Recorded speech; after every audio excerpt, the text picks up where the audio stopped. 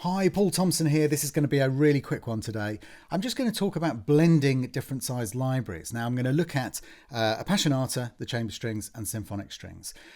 I've been seeing a lot of questions about this, and I think that it's being overthought a little bit. So I'm going to show you my two essential tips for blending these libraries. Now, the first thing to note before I play anything is that there is a weird thing that happens with your ears. And when you hear one violin, it's very obvious it's a solo. When you hear two, it sounds a bit odd, something odd rubbing together. And when you hear three, you start to hear this amazing chorusing happening, and you start to get that kind of section sound. Now, as we go up, the differences are very, very much reduced, and especially if you are at a little bit of distance away from the instrument section. And I'm going to show you that today. So let us first of all look at an example where I have mixed in Appassionata with some of the symphonic stuff. So the first thing to note is the symphonic first violins, for example, are 16 players. Appassionata is 8 players. But just check out, and then we'll talk about the first tip.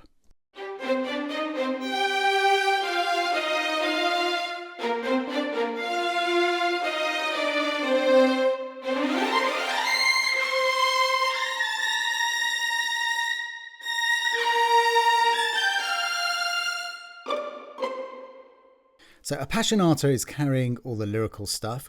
We've got this fast run in the middle, which is being played by the performance legato of the symphonic strings. And then in the shorts down here, we've got a couple of little sections. And if I show you, that bit is being played by the spiccatos. And if we look here, we've got the seconds as well. A little bit of pizzicato at the end there, but again, spiccato stuff going on here. So, how do we blend these two differently sized sections? Well, the first key thing is that you have to match the microphones. The microphones are almost more important than the room. And I don't mean the literal microphones, like you have to have the same capsules. I mean, you have to be using the same microphone or microphone mix in both instances. That is way more important, the distance and the microphones. Now, I'm just using the outriggers here, and I've gone up to Appassionata. I'll show you the mics there, and nothing up there, outriggers alone. So no clever stuff. All I'm doing is getting the same sound, the same distance from the section, and the same miking. And then I'm just letting the second tip deal with the rest. So what is the second tip, I hear you say? Well, you have to match to your ears the performance style, the way that the kind of character is in the performance, and a lot of that comes from the way that the players are playing, but it also comes from matching the what I might call the apparent dynamic. So what do I mean by that? Well, if you've got 8 players and you're matching them with 16 players, then it stands to reason the 8 players will have to go for it just a little bit more than the 16 in order to get the same apparent tone, colour that you might expect. And if we look at the way that I've done that here, you can see that my expression, which is my kind of overall control for volume, tweaky volume, is right up there, and I'm using pretty much full tilt on Appassionata. So Appassionata, really going for it here, full tilt. And what happens with the other stuff? Well, let's have a look at our shorts.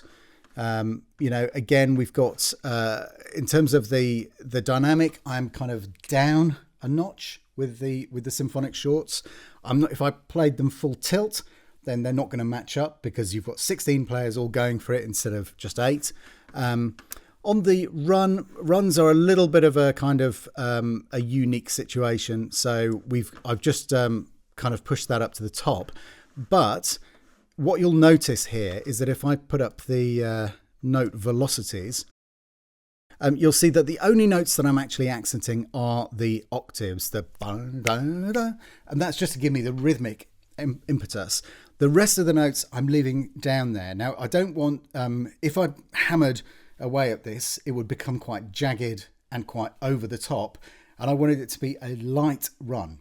So All of that being a very long-winded way of saying match up the apparent dynamic of the libraries. That's the second most important thing. And you do that with the mod wheel. You do that with your expression. If you can shape it a little bit, you might want to drop the volume back a little bit just to get the timbres matching. Let me play you another example. Second one here. Again, this is using a few more of the instruments, but again using the same kind of thing. We've got the symphonic shorts going on here, and then Appassionata dealing with all the long stuff.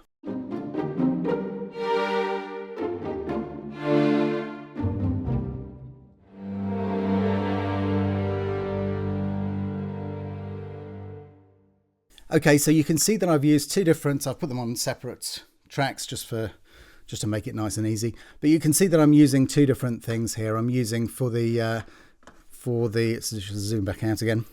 For those single notes, those single long notes that happen earlier on, I'm using the hairpins because they give me a nice kind of intermediate length of short note. And then I'm using the legato for the kind of main part of the long thing. And again, if we look at our kind of modulation, I'm really trying to match the apparent dynamic again here. Now, and the way that I'm doing that, because we've got pizzicato, I can afford to drop back a little bit and not be quite so strident with the Appassionatas. They don't need to be at the top level here because our pizzicato is just a softer sound. You can see that again, I'm not right up at the top of the dynamic range with the short notes, so I'm keeping those, you know, the symphonics from really going to their top level, just to make sure that we don't overpower the sound that I'm able to produce with the Appassionata, and that blends beautifully. If I really wanted to go hell for leather on everything, then I might blend the legato of Appassionata in with the legato of the symphonic strings to add that extra bit of weight and body that you need at the top end if I wanted to play, you know, triple F soaring melody of that kind. But quite often you don't need to do that. Now, for the most extreme example here, I'm going to show you going from Appassionata.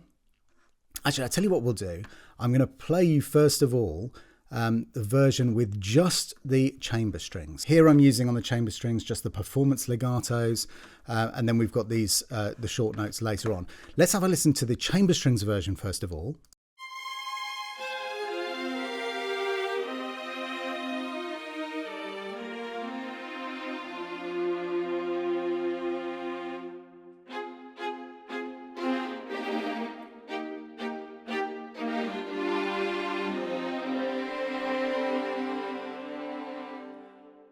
Okay, so I wanted to use Appassionata for all of the legato-y stuff that's in there, for the main opening thing, but also for those intermediary things. Dum bum bum ya dum bum. I wanted to use it for that. Surely that's going to trip me up. Let's have a listen and see how we got on.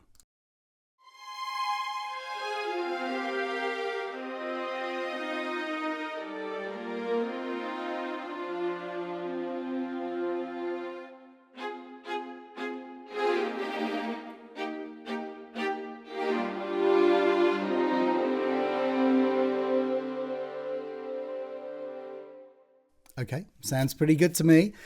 So what are we doing here? Well, we're going in the opposite direction now. Appassionata is a bit bigger than the chamber strings, so I am making sure that I'm not going really, massively into the red, if you like, into the top half of the Appassionata dynamic range. I'm keeping my expression down so I can match the apparent volume of the chamber strings as a kind of section. And I'm also, my modulation really stays quite low here. So we've got those 5 dynamics to play with in Appassionata. And this is where you can really bring your stuff to life. Here, I don't even need to go above the halfway point with Appassionata for that beautiful phrase at the beginning. And the only time that I'm tickling it up a little bit is just to get an accent on the beginning of those. It's that kind of thing that's kind of useful. But just again, have a quick listen to that, looking at the modulation data here.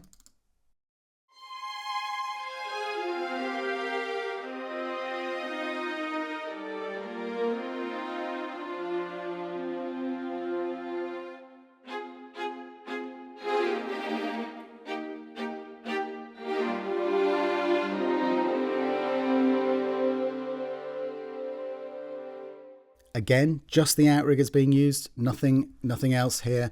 And just to show you that on the shorts, let's go for, where are we? First violins here. So as you can see, outriggers going there. And if we look at our note velocity, then we've got that very, very nice,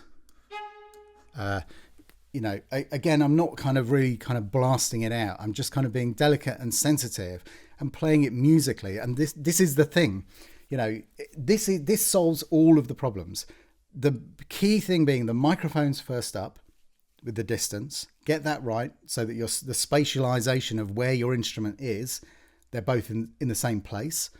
And then you just have to use your ears and think about the apparent volume. Now, something that I put in with the trems there, which I think if we look at that note, yeah.